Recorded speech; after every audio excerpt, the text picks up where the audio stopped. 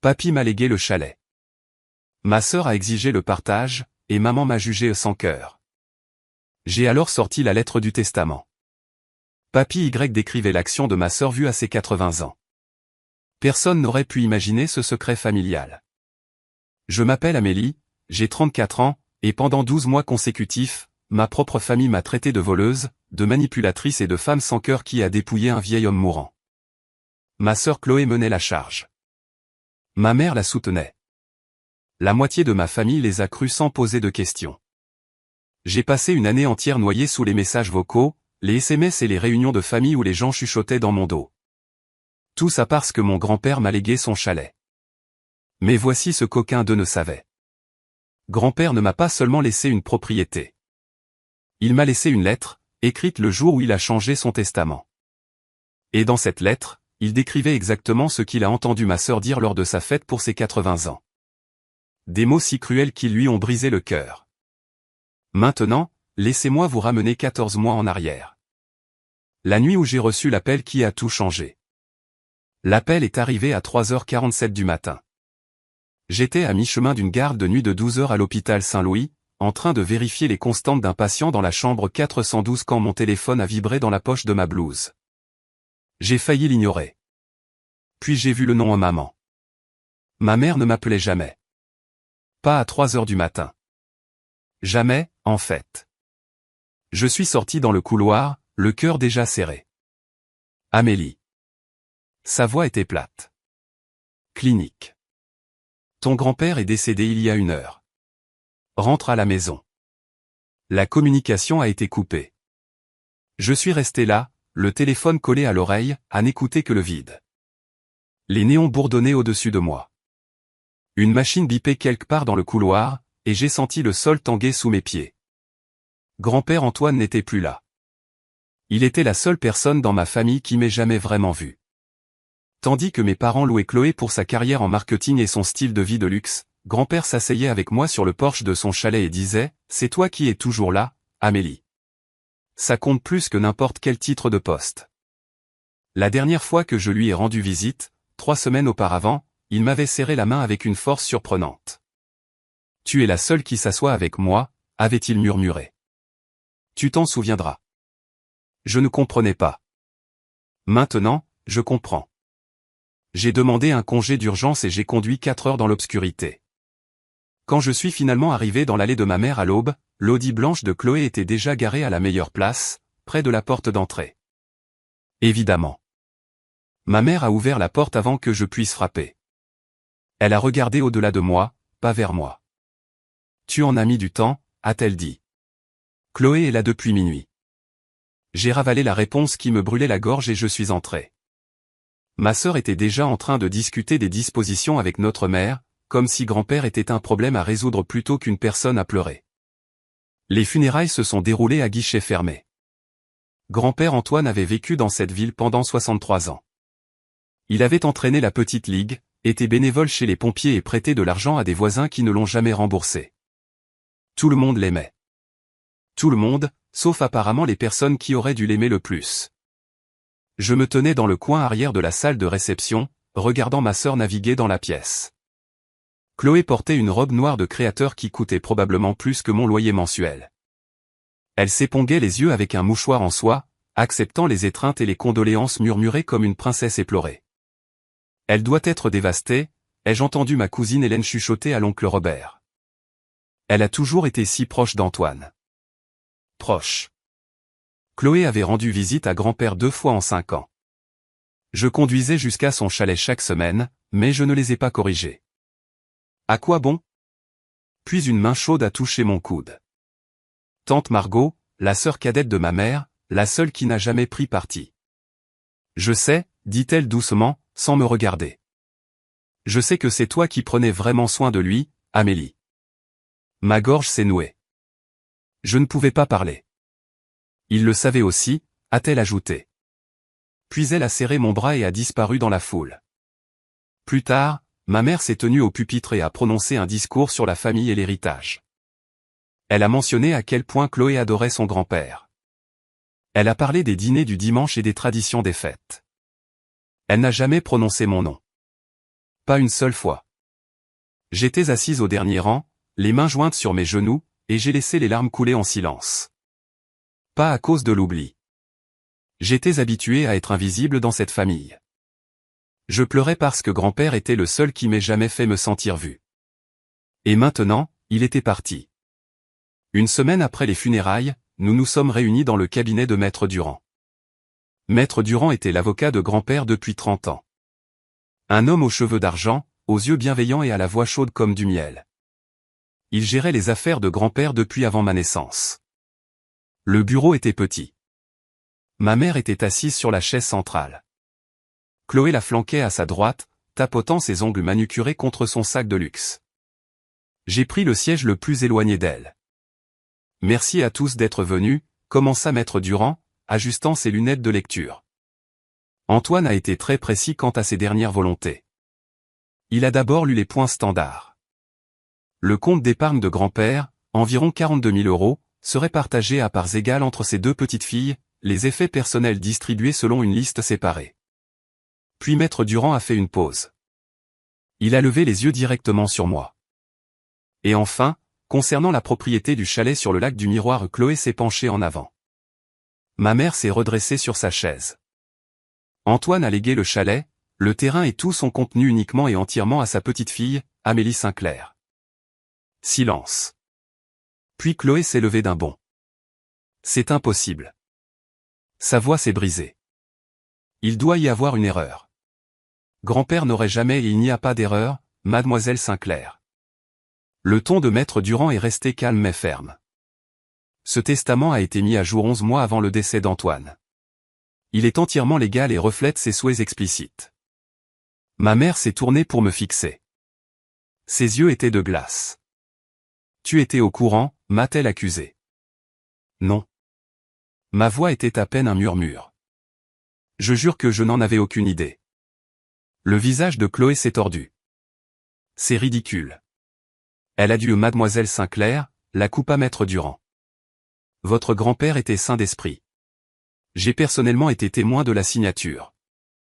La pièce semblait rétrécir. Je pouvais à peine respirer. Grand-père m'a laissé le chalet. Juste à moi. Mais pourquoi? Dès que nous sommes sortis du cabinet, ma mère m'a attrapé le bras. Nous devons parler. Sa poigne était de fer. En privé. Elle m'a entraîné au coin du bâtiment, loin de la fenêtre de Maître Durand. Chloé a suivi, ses talons claquant sur le trottoir comme un compte à rebours. Tu vas partager ce chalet avec ta sœur. La voix de maman ne laissait aucune place à la discussion. C'est ce que fait une famille. J'ai essayé de libérer mon bras. Elle a serré plus fort. Maman. Grand-père a pris sa décision. Sa décision était mauvaise. Elle m'a finalement relâché, mais son regard ne s'est pas adouci. Il était vieux, confus. Tu as passé tout ce temps avec lui. Dieu sait ce que tu lui as mis dans la tête. L'accusation a été comme une gifle. Puis Chloé s'est avancée et tout son comportement a changé. Fini l'indignation du bureau de l'avocat. Maintenant, elle portait le masque d'une sœur blessée, la voix tremblante d'une vulnérabilité étudiée. Amélie, je ne veux pas me battre. Elle a tendu la main vers la mienne. Je veux juste que nous ayons toutes les deux des souvenirs de grand-père. Le chalet était spécial pour nous tous. J'ai hésité. Peut-être que j'étais déraisonnable. Peut-être. Je ne te demande pas d'y renoncer entièrement, a poursuivi Chloé. Son ton était mielleux. Juste de partager. Mettre nos deux noms sur l'acte de propriété. C'est juste, non? Quelque chose a vacillé dans ses yeux.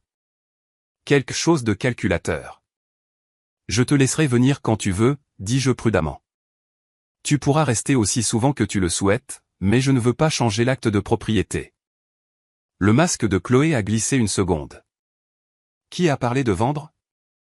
Sa voix s'est aiguisée. Je veux juste ce qui est juste. Et voilà. Le mot autour duquel elle tournait, vendre. Elle ne voulait pas de souvenirs.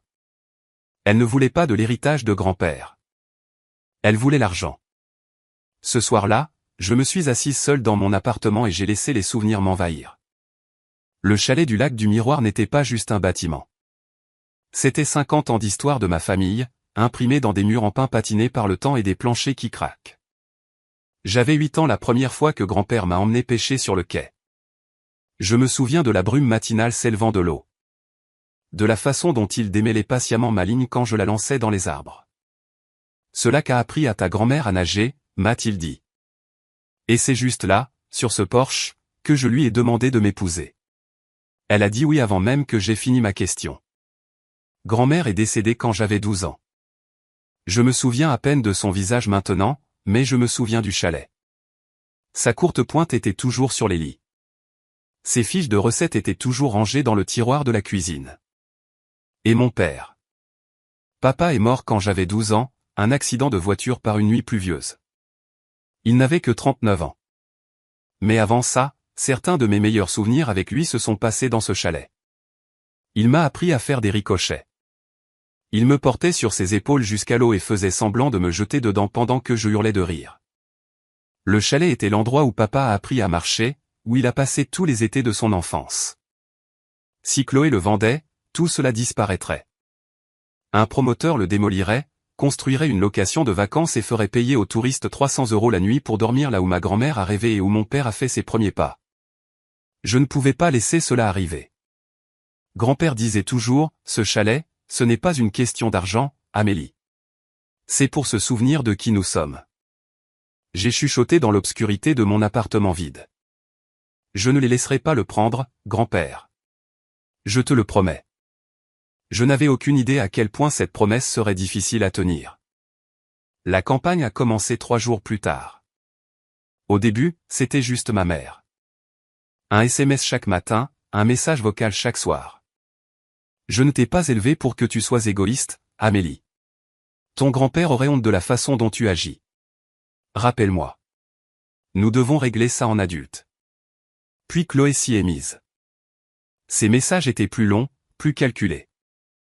Je n'arrive pas à croire que tu vas vraiment laisser un chalet détruire cette famille. Est-ce qu'une propriété vaut vraiment plus que ta propre sœur? La deuxième semaine, la famille élargie s'était mobilisée. La cousine Hélène, l'oncle Robert, la tante Patricia de Lyon, que j'avais rencontrée exactement 2 fois dans ma vie. Amélie, ma chérie, j'ai entendu parler de la situation du chalet. Tu sais, la famille est plus importante que l'immobilier. 7 ou 8 messages par jour, parfois plus. J'ai arrêté de compter après le premier mois. Au travail, je pouvais à peine me concentrer. Mon superviseur m'a prise à part après que j'ai failli donner le mauvais médicament à un patient. Amélie, est-ce que tout va bien? Tu sembles ailleurs ces derniers temps. Je voulais lui dire. Je voulais lui expliquer que ma famille était en train de démanteler lentement ma santé mentale, un SMS à la fois.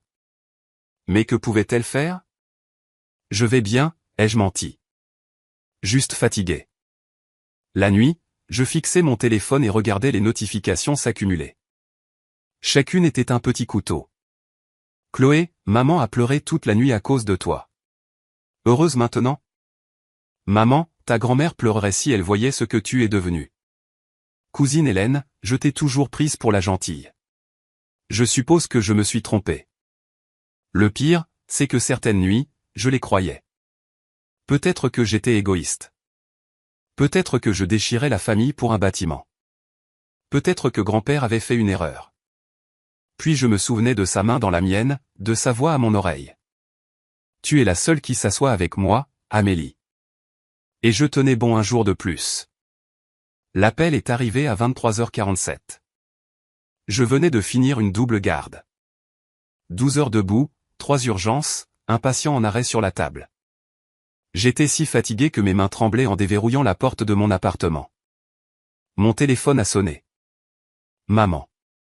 J'ai failli ne pas répondre, mais la culpabilité, cette vieille compagne familière, m'a fait glisser pour accepter. Amélie. Sa voix était épaisse, tremblante. Je n'arrive pas à dormir. Ça me tue.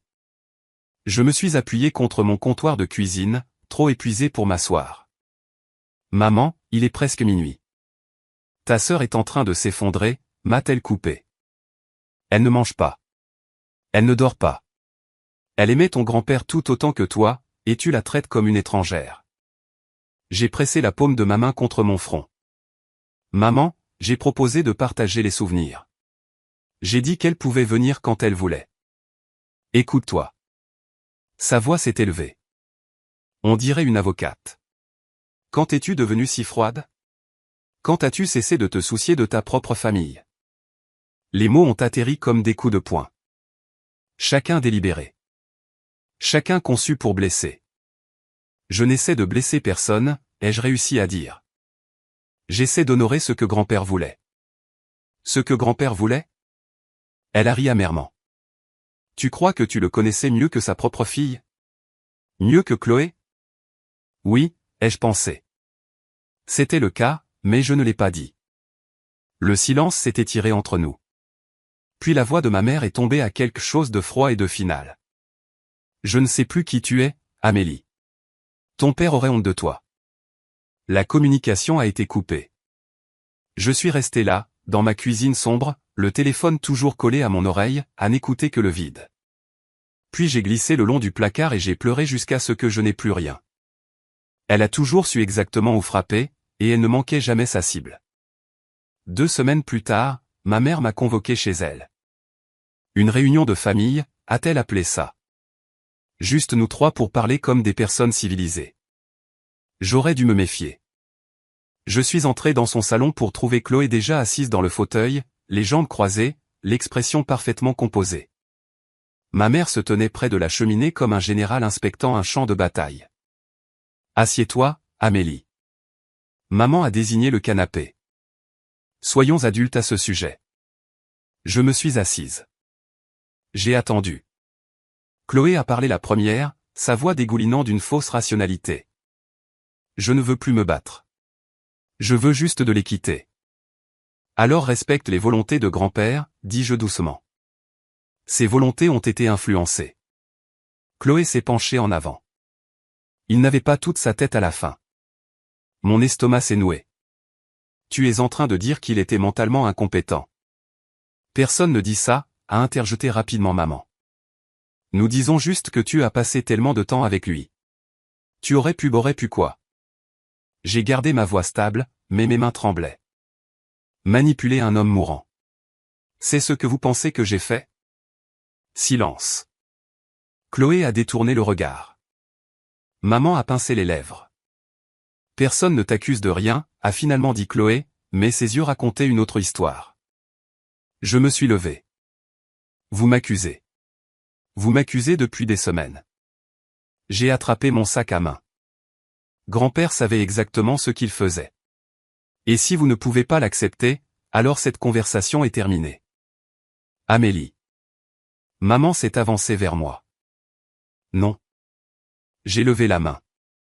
J'ai passé toute ma vie à être celle qui cède, celle qui maintient la paix. Pas cette fois. Je suis sorti par la porte d'entrée sans regarder en arrière. Mes mains n'ont pas cessé de trembler jusqu'à ce que je sois à mi-chemin de chez moi. Mais pour la première fois depuis des semaines, j'ai ressenti autre chose que la défaite. Je me sentais en colère.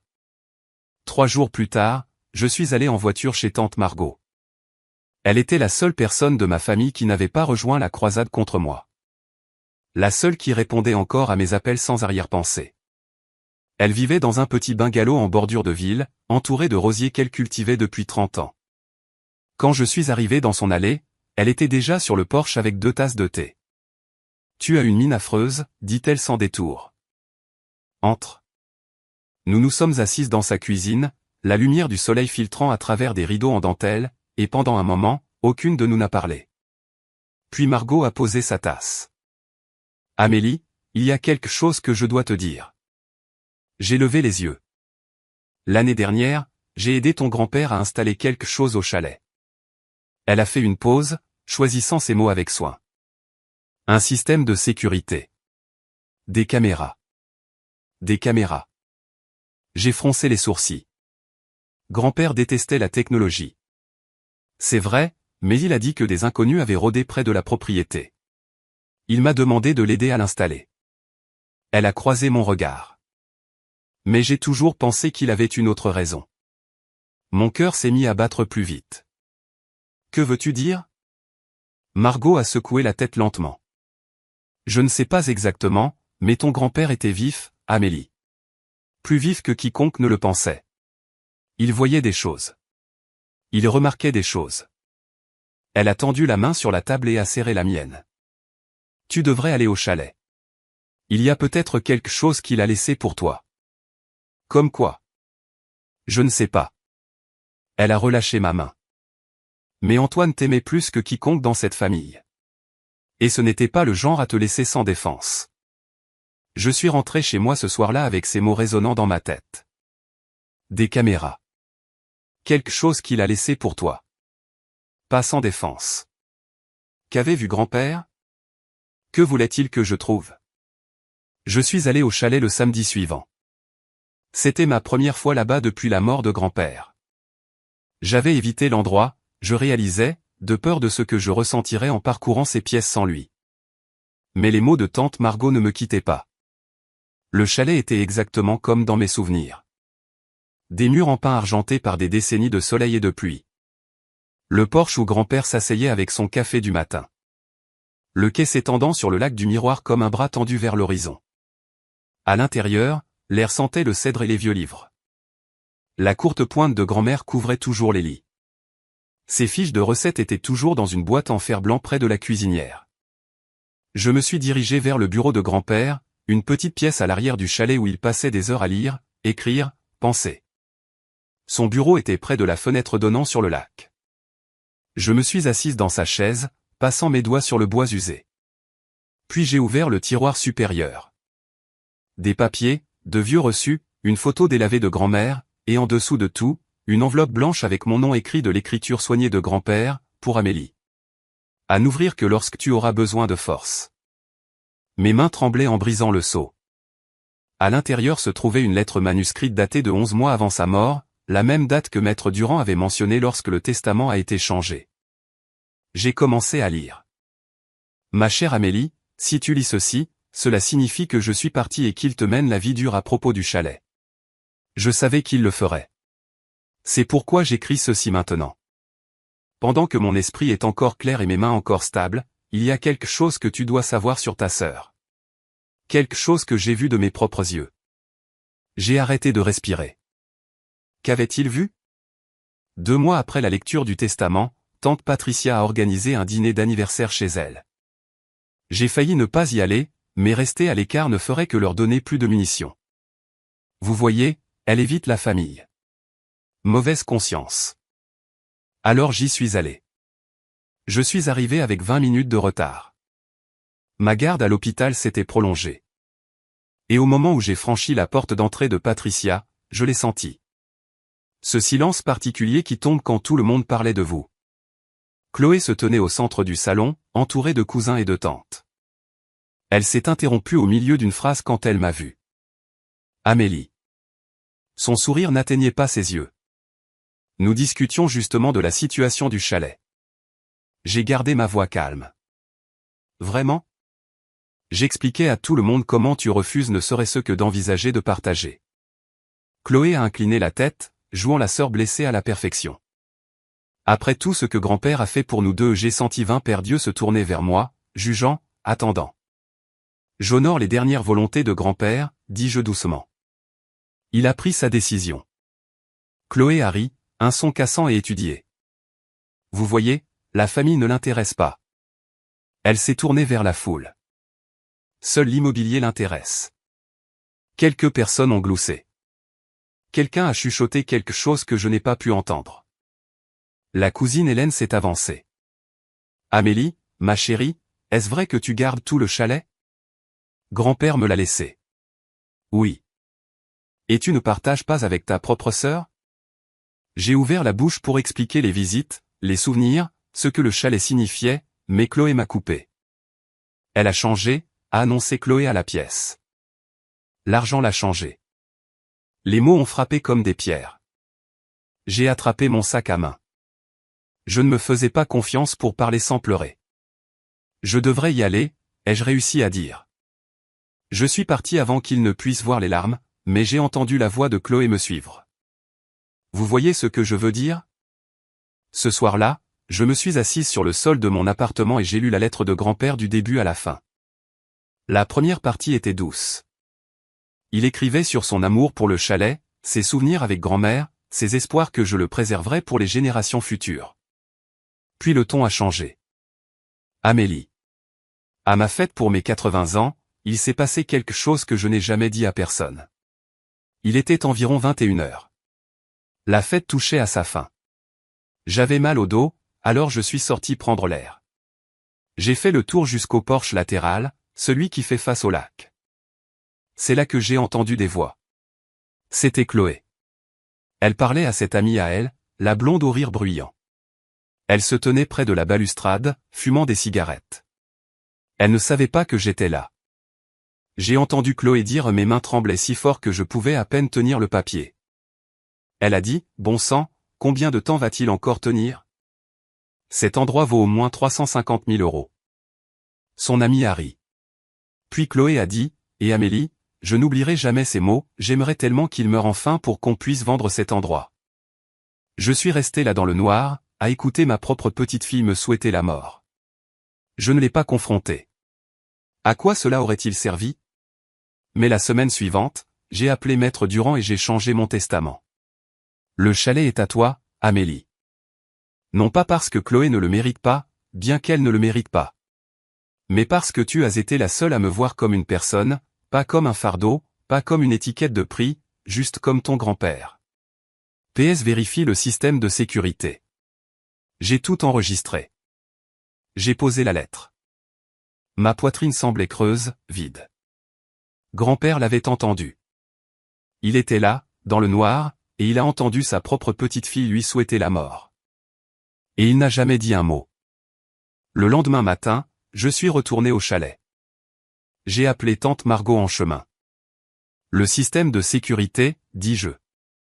Où stocke-t-il les enregistrements? Elle est restée silencieuse un moment. Puis, il y a un disque dur externe. Il le gardait dans le placard de son bureau, dans une boîte à chaussures. Je l'ai trouvé exactement où elle l'avait dit, un petit appareil noir, poussiéreux mais intact. Je l'ai branché sur mon ordinateur portable avec des doigts tremblants. L'interface était simple, organisée par date.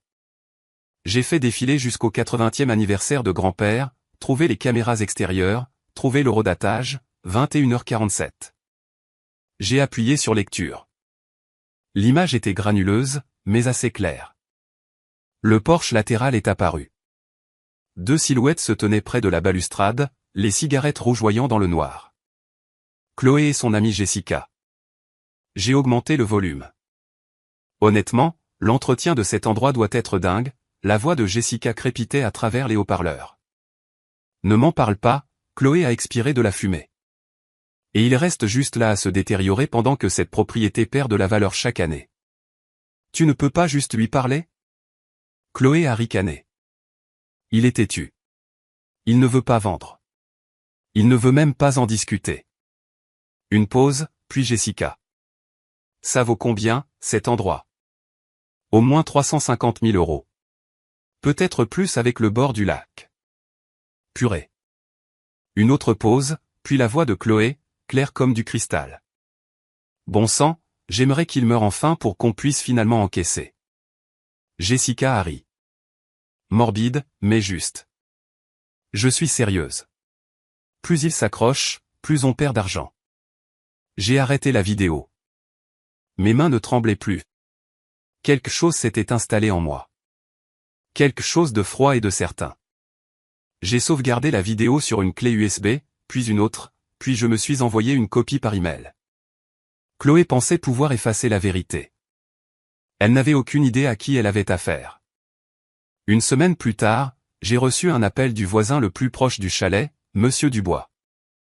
Amélie, c'est Bill Dubois, du bout de la route. Sa voix était inquiète. J'ai vu quelqu'un au chalet de ton grand-père tout à l'heure. Ça ne te ressemblait pas. Mon sang s'est glacé. À quoi ressemblait-elle? Blonde. Elle conduisait une voiture blanche. D'allure chic. Chloé. J'ai appelé la police et j'y suis allé immédiatement. Quand je suis arrivé, un adjoint était déjà là, prenant des notes. Pas de signe d'effraction, m'a-t-il dit. Mais quelqu'un a clairement fouillé l'endroit, les tiroirs sont sortis, les placards retournés. Je suis entré, le cœur battant, le bureau était détruit, des papiers éparpillés partout, des livres tirés des étagères, et le tiroir supérieur du bureau de grand-père, celui où j'avais trouvé l'enveloppe, était vide. La lettre originale avait disparu. Je suis resté au milieu du chaos et j'ai senti un rire monter dans ma poitrine. Pas un rire joyeux, quelque chose de plus sombre. Chloé était venue chercher la lettre. Elle devait savoir d'une manière ou d'une autre que grand-père avait écrit quelque chose. Peut-être l'avait-elle aperçu en train de l'écrire et avait pensé que ce n'était que les divagations d'un vieil homme. Maintenant, elle savait mieux. L'adjoint me regardait avec inquiétude. « Madame, est-ce qu'il manque quelque chose de valeur ?» « Juste une lettre, dis-je. Une lettre personnelle de mon grand-père. Savez-vous qui aurait pu la prendre ?» J'ai croisé son regard. J'ai une assez bonne idée. Il a hoché la tête lentement. Nous allons faire un rapport, mais sans preuve je comprends. J'ai attendu qu'il parte. Puis je suis allé à ma voiture et j'ai ouvert la boîte à gants. À l'intérieur, une version photocopiée de la lettre et une clé USB avec la vidéo. Chloé pensait avoir gagné, mais elle n'avait volé que l'original. J'étais infirmière depuis 12 ans. Règle numéro 1, toujours conserver des copies de sauvegarde. 1 an après la mort de grand-père, ma mère a organisé un dîner commémoratif. Pour honorer la mémoire d'Antoine, a-t-elle annoncé dans le SMS de groupe. Tous les membres de la famille sont les bienvenus. 23 personnes ont confirmé leur présence. Tante, oncle, cousin, petit-cousin, tout le clan Sinclair réuni sous un même toit. Je savais ce que c'était vraiment. Une autre occasion pour Chloé et maman de me peindre comme la méchante, mais j'y suis allé quand même. Je portais une simple robe noire. Dans la poche de mon manteau, je portais une lettre photocopiée et une clé USB. Le dîner avait lieu chez ma mère. Quand je suis arrivé, l'allée était déjà pleine de voitures. Je pouvais entendre des rires et des conversations à travers les fenêtres. Je me suis arrêté sur les marches du perron, la main sur la poignée de porte. C'était le moment. 1 an d'accusations, 1 an d'insultes chuchotées et de froideur familiale, 1 an à être traité de sans-cœur, d'égoïste, de voleuse. Ce soir, ça se terminait d'une manière ou d'une autre. Je suis entré. Le salon était bondé. Des bougies scintillaient sur la cheminée à côté d'une photo encadrée de grand-père. Les gens équilibraient des assiettes de nourriture et des verres de vin. L'air sentait le poulet rôti et le parfum cher. Chloé m'a repéré la première. Elle se tenait près de la cheminée, l'air confiant et détendu. Pourquoi ne le serait-elle pas? Elle avait détruit la lettre. Elle se pensait en sécurité. Ma mère s'est approchée de moi avant que je puisse enlever mon manteau. Amélie. Sa voix a porté à travers la pièce. Plusieurs conversations se sont interrompues. Après une année entière, as-tu enfin reconsidéré ta position sur le chalet? J'ai croisé son regard. Puis j'ai regardé Chloé, qui observait avec une suffisance à peine dissimulée. J'y ai beaucoup réfléchi, en fait, dis-je calmement. En fait, il y a quelque chose que grand-père voulait que tout le monde sache. Le sourire de Chloé vacilla. Puisque nous sommes tous réunis, continuai-je, je pense que c'est le moment idéal. Maintenant, je veux faire une pause ici un instant. Si vous avez déjà été dans une situation comme celle-ci, où votre propre famille se retourne contre vous, où vous détenez une vérité qui pourrait tout changer, vous savez exactement ce qu'Amélie ressent en ce moment. Que feriez-vous? Liriez-vous la lettre ou vous éloigneriez-vous pour préserver la paix? Commentez ci-dessous. Je veux connaître vos pensées. Et si vous appréciez cette histoire, cliquez sur le bouton j'aime. Ça aide vraiment. Maintenant, retournons au dîner commémoratif. J'ai sorti la lettre de la poche de mon manteau. La pièce est devenue silencieuse. Grand-père m'a laissé une lettre, dis-je, la voix stable. Il l'a écrite le jour même où il a changé son testament. Je l'ai trouvée au chalet, dans le tiroir de son bureau. Le visage de Chloé est devenu livide. Où as-tu? Je l'ai regardé directement. Quelqu'un est entré par effraction au chalet la semaine dernière et a volé l'original, mais j'avais déjà fait des copies. Ma mère s'est avancée. Amélie, de quoi s'agit-il? Il s'agit de la vérité, maman. J'ai déplié le papier. Quelque chose que grand-père voulait que vous entendiez tous. J'ai commencé à lire. Ma chère Amélie, si tu lis ceci, cela signifie que je suis parti et qu'il te mène la vie dure à propos du chalet. J'ai lu le début. La pièce est restée silencieuse. Puis j'ai atteint la partie sur la fête d'anniversaire. J'ai entendu Chloé dire, bon sang, combien de temps va-t-il encore tenir? Cet endroit vaut au moins 350 000 euros. Des halètements. Quelqu'un a laissé tomber un verre de vin. Il s'est brisé sur le sol, mais personne n'a bougé pour nettoyer. Puis Chloé a dit, et Amélie, je n'oublierai jamais ces mots, j'aimerais tellement qu'il meure enfin pour qu'on puisse vendre cet endroit. Chloé s'est levée d'un bond. C'est un mensonge. Sa voix s'est brisée. Elle a tout inventé. Elle a falsifié cette lettre.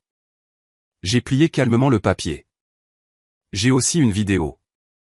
Grand-père a installé des caméras de sécurité au chalet l'année dernière. La conversation est enregistrée. Silence de mort. Le visage de ma mère était gris. Tante Margot avait la main pressée sur sa bouche. Oncle Robert regardait Chloé comme s'il ne l'avait jamais vue auparavant. Je ne voulais pas faire ça, dis-je doucement. Mais vous ne m'avez pas laissé le choix. Chloé tremblait. Maman, a-t-elle chuchoté. Maman, dis-leur qu'elle ment. Mais notre mère n'a rien dit du tout. Le silence a duré une éternité. Puis ma mère s'est tournée vers Chloé. Son expression était quelque chose que je n'avais jamais vu auparavant. Pas de la colère exactement, quelque chose de pire. La dévastation. Dis-moi qu'elle ment. La voix de maman s'élevait à peine au-dessus d'un murmure. Regarde-moi dans les yeux et dis-moi que tu n'as jamais dit ces mots. La bouche de Chloé s'est ouverte. C'est fermé. C'est rouverte. J'étais stressé ce soir-là. Sa voix tremblait. Je ne le pensais pas littéralement. Je me défoulais juste. Tu te défoulais, a coupé l'oncle Robert, le visage rougeau. Tu as souhaité la mort de ton propre grand-père pour de l'argent. Comment peut-on ne pas le penser littéralement? Ce n'était pas comme ça. Alors c'était comment, Chloé? Tante Margot s'est avancée. Parce qu'Antoine m'a demandé de l'aider à installer ses caméras. Il me l'a dit. Il m'a dit qu'il avait vu quelque chose qui lui avait brisé le cœur. Je ne comprenais pas à l'époque. Maintenant, je comprends. Chloé a regardé sauvagement autour d'elle, cherchant un allié. Tous les visages étaient de pierre. Son fiancé, Julien, se tenait près du fond de la pièce. Il avait été silencieux toute la soirée, mais maintenant il posa son verre avec un clic décisif. Je crois que j'ai besoin de prendre l'air, dit-il sèchement. Il est sorti par la porte d'entrée sans regarder Chloé. Julien, elle a bougé pour le suivre. Laisse-le partir, a dit ma mère. Sa voix avait vieilli de 20 ans en 2 minutes. Laisse-le partir, Chloé. Puis maman s'est tournée vers moi. Ses yeux étaient humides. Je l'ai défendu pendant 1 an, dit-elle doucement. 1 année entière. Je t'ai traité de tous les noms. J'ai dit des choses terribles. Et pendant tout ce temps elle n'a pas pu finir. Chloé se tenait seule au milieu de la pièce, entourée par sa famille qui la regardait maintenant comme une étrangère. Pour la première fois de ma vie, j'ai vu ma sœur n'avoir personne de son côté. J'aimerais pouvoir dire que ça m'a fait du bien. Ce n'était pas le cas. Je me suis levé lentement, prenant mon manteau. La pièce restait figée. 22 paires d'yeux fixés sur moi, attendant de voir ce que j'allais faire ensuite. J'ai gardé ma voix basse, calme, la même voix que j'utilisais pour annoncer des nouvelles difficiles aux familles des patients. Je ne suis pas venu ici pour humilier qui que ce soit. J'ai regardé autour de la pièce. Je suis venu ici parce que pendant 12 mois, on m'a traité de voleuse, de manipulatrice et de femme sans cœur qui a profité d'un homme mourant. Personne n'a parlé. Grand-père m'a laissé le chalet parce qu'il savait que je le protégerais. Parce que j'étais celle qui lui rendait visite chaque semaine, parce que j'étais celle qui s'asseyait avec lui quand il ne pouvait pas dormir. Ma voix s'est légèrement brisée. Et parce qu'il savait que certaines personnes ne le voyaient que comme une étiquette de prix. Je me suis tourné vers Chloé. Elle semblait plus petite, diminuée. Tu seras toujours ma sœur, dis-je doucement. Rien ne changera ça. Mais tu n'es pas la bienvenue au chalet. Plus maintenant. Le visage de Chloé s'est effondré. Puis j'ai regardé ma mère. Maman, je t'aime. J'ai passé toute ma vie à essayer d'obtenir ton approbation, à essayer d'être assez bien. J'ai pris une profonde inspiration. Mais je ne peux pas continuer à m'immoler par le feu pour garder tout le monde au chaud. J'ai besoin que tu me vois. Que tu me vois vraiment. Pas comme la fille décevante. Pas comme l'ombre de Chloé. Comme Amélie. Les lèvres de ma mère tremblaient. Elle a tendu une main vers moi, puis l'a laissée tomber. J'ai besoin de temps, dis-je. Nous en avons tous besoin. Je me suis dirigé vers la porte, me suis arrêté avec la main sur la poignée. Le chalet restera dans la famille. Quiconque veut venir et honorer la mémoire de grand-père est le bienvenu. Je ne me suis pas retourné. Mais à partir de maintenant, c'est moi qui décide qui cela inclut. Je suis sorti dans l'air froid de la nuit. Je n'ai pas regardé en arrière. Les retombées sont venues plus vite que prévu. 3 jours après le dîner commémoratif, tante Margot a appelé avec des nouvelles. Julien a rompu les fiançailles, m'a-t-elle dit. Il a fait ses valises et a quitté l'appartement de Chloé hier. J'ai fermé les yeux. Comment va-t-elle? Dévastée, accusant tout le monde sauf elle-même. Margot a fait une pause. Amélie, ne te sens pas coupable. Ce n'est pas de ta faute. Je sais, mais savoir et ressentir étaient 2 choses différentes. La famille s'était fracturée. Les SMS fusaient. Certains défendaient Chloé. Elle était juste stressée. D'autres étaient horrifiés par ce qu'elle avait dit.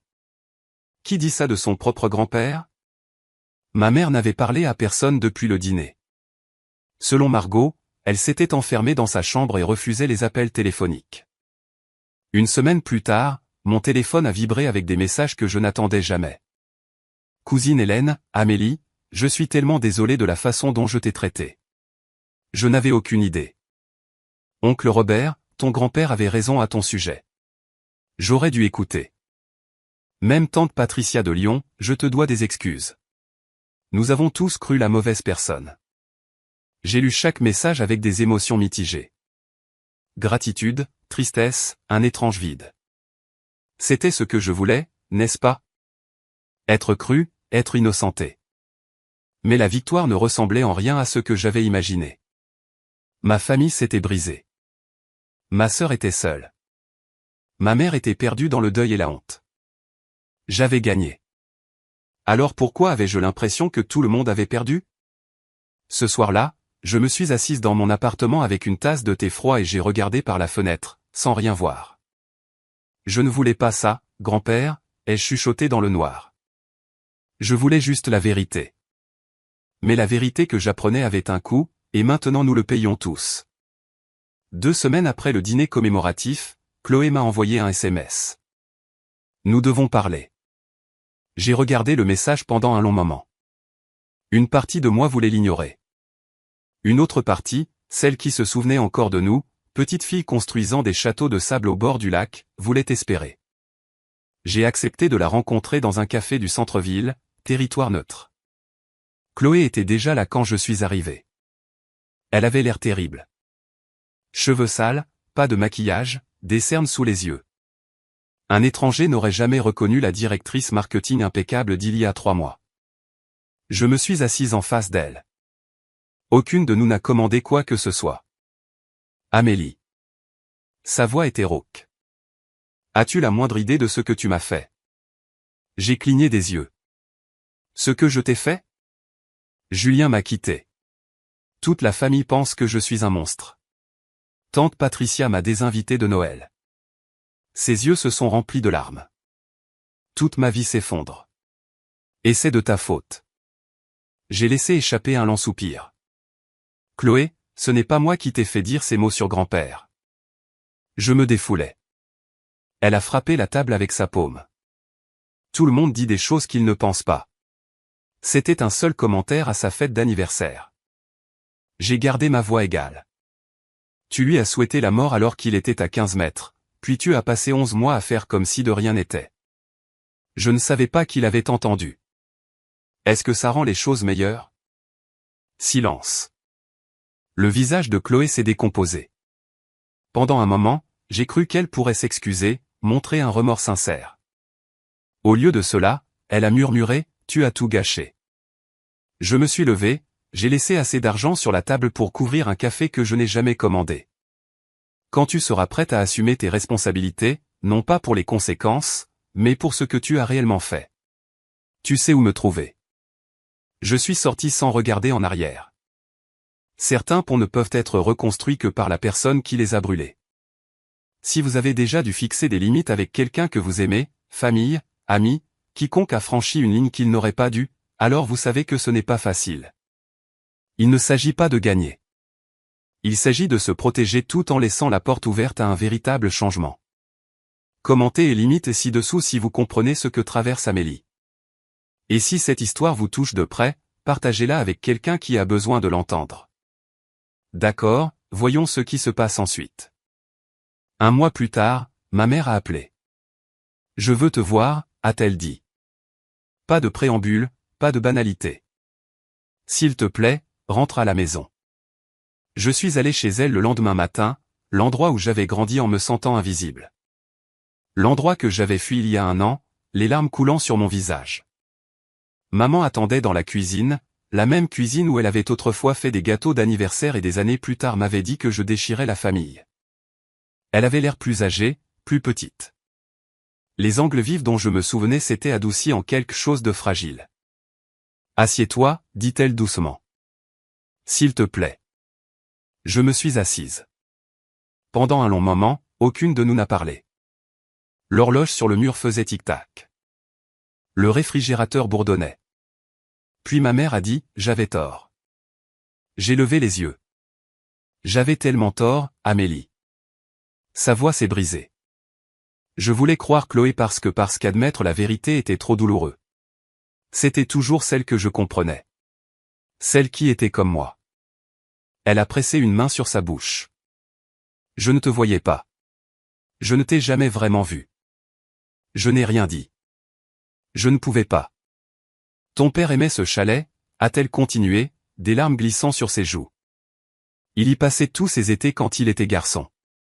Quand il est mort, je ne supportais plus d'y aller. Ça faisait trop mal. Elle m'a regardé. Mais toi, tu y allais. Chaque semaine tu y allais et je t'en voulais pour ça. Maman, laisse-moi finir. Elle a tendu la main sur la table et a pris la mienne. Je suis désolé pour tout. D'avoir pris le parti de Chloé. D'avoir dit que ton père aurait honte. De ne t'avoir jamais dit que je suis fier de qui tu es. Je pleurais maintenant aussi. J'ai besoin de temps, ai-je réussi à dire. Mais je veux essayer. Je le veux aussi, a-t-elle chuchoté, plus que tout. Ce n'était pas le pardon, pas encore, mais c'était un début. 2 mois après le dîner commémoratif, je suis allé seul au chalet. C'était un samedi de début octobre. Les feuilles étaient devenues dorées et cramoisies, tapissant le sol de couleur. Le lac était un miroir immobile, reflétant le ciel. Je me suis garé dans l'allée de gravier et je suis resté assise un moment, à regarder. C'était à moi maintenant. Non pas parce que je l'avais pris à quelqu'un, mais parce que grand-père avait choisi de me le donner. J'ai monté les marches du porche, déverrouillé la porte et je suis entré. Le chalet m'a enveloppé de ses odeurs familières, cèdre, vieux livres, la légère trace des sachets de lavande de grand-mère. Des grains de poussière flottaient dans la lumière de l'après-midi. Je me suis déplacé lentement dans les pièces. La cuisine où grand-père faisait des crêpes le dimanche matin. Le salon où il m'a appris à jouer aux échecs, le porche où il s'asseyait pendant des heures à regarder le lac. Finalement, je suis allé à son bureau. Je me suis assise dans sa chaise, j'ai ouvert le tiroir où j'avais trouvé la lettre pour la première fois. Vide maintenant, mais pas vraiment. J'ai sorti ma copie de la lettre et j'ai relu le dernier paragraphe une fois de plus. Le chalet est à toi, Amélie. Non pas parce que Chloé ne le mérite pas, bien qu'elle ne le mérite pas. Mais parce que tu as été la seule à me voir comme une personne. Pas comme un fardeau, pas comme une étiquette de prix, juste comme ton grand-père. J'ai pressé le papier contre ma poitrine. J'ai tenu ma promesse, ai-je chuchoté à la pièce vide. Je l'ai sauvé pour toi, pour papa, pour grand-mère. Dehors, le vent bruissait dans les arbres. Le lac clapotait doucement contre le quai, et quelque part, j'aime à penser, grand-père souriait. Je suis resté au chalet jusqu'à ce que les étoiles apparaissent. Pour la première fois depuis plus d'1 an, je me sentais en paix. Le week-end suivant, tante Margot est venue me rendre visite. Nous nous sommes assis sur le porche dans les vieux fauteuils à bascule de grand-père, enveloppés dans des couvertures contre le froid de l'automne. De la vapeur s'échappait de nos tasses de thé. Le lac s'étendait devant nous, peint d'orange et de rose par le soleil couchant. Il serait si fier de toi, dit doucement Margot. J'ai secoué la tête. Je ne sais pas. J'ai déchiré la famille. Non, Amélie. Elle s'est tournée pour me regarder. C'est la vérité qui a fait ça, et la vérité avait besoin de sortir. Nous nous sommes balancés en silence pendant un moment. Un plongeon a crié quelque part de l'autre côté de l'eau. Quels sont tes projets pour cet endroit, a demandé Margot. J'y avais beaucoup réfléchi. Je veux le garder exactement comme il est, dis-je. Ouvert à la famille, à quiconque veut venir se souvenir de grand-père comme il méritait qu'on se souvienne de lui. Même ta mère? Surtout maman. J'ai pris une gorgée de thé. Nous travaillons sur les choses. C'est lent, mais elle est venue ici la semaine dernière. La première fois depuis la mort de papa. Margot a souri. C'est quelque chose. Elle a pleuré pendant 2 heures, mais elle a dit que c'était comme pouvoir enfin respirer à nouveau. Nous avons regardé le soleil sombrer sous la ligne des arbres. Tu sais, dit Margot, ton grand-père fixait des limites aussi. Le savais-tu? Je l'ai regardé. En 1987, son frère lui a demandé de l'argent pour couvrir des dettes de jeu. Antoine a dit non. Ils ne se sont pas parlé pendant 10 ans. Elle a croisé mon regard. Mais Antoine ne l'a jamais regretté. Il disait, certaines choses valent la peine d'être protégées, même si ça vous coûte cher. J'ai souri légèrement. On dirait que les limites, c'est de famille. Les meilleures choses le sont. Nous sommes restés sur ce porche jusqu'à ce que les étoiles sortent, tout comme grand-père avait l'habitude de le faire. Certains héritages n'ont rien à voir avec la propriété. 6 mois après le dîner commémoratif, ma vie était complètement différente. Je travaillais toujours à Saint-Louis, je faisais toujours des gardes de 12 heures et je tenais la main des patients quand ils avaient peur. Mais maintenant, chaque week-end, je conduisais jusqu'au chalet. Parfois, j'y allais seul. Je lisais sur le porche, je pêchais sur le quai, je m'endormais au son du vent dans les pins. Parfois, maman venait avec moi. Nos conversations étaient encore prudentes, encore en phase de guérison. Mais elle riait maintenant. Elle parlait de papa sans pleurer. Elle a même sorti une partie de son vieil équipement de pêche du grenier. Il aurait voulu qu'il soit ici, a-t-elle dit. Là où il doit être. D'autres membres de la famille ont commencé à venir aussi. Oncle Robert a amené ses petits-enfants se baigner dans le lac. La cousine Hélène m'a aidé à réparer le quai. Même tante Patricia a fait le voyage depuis Lyon. Je t'ai jugé injustement, m'a-t-elle dit. J'espère que tu pourras me pardonner un jour. C'est déjà fait, dis-je. Et je le pensais. Chloé n'a jamais repris contact. Selon Margot, elle a déménagé dans une autre ville, a recommencé sa vie quelque part où personne ne connaissait son nom. J'espérais qu'elle trouverait la paix. Je l'espérais sincèrement. Mais j'avais arrêté d'attendre près du téléphone.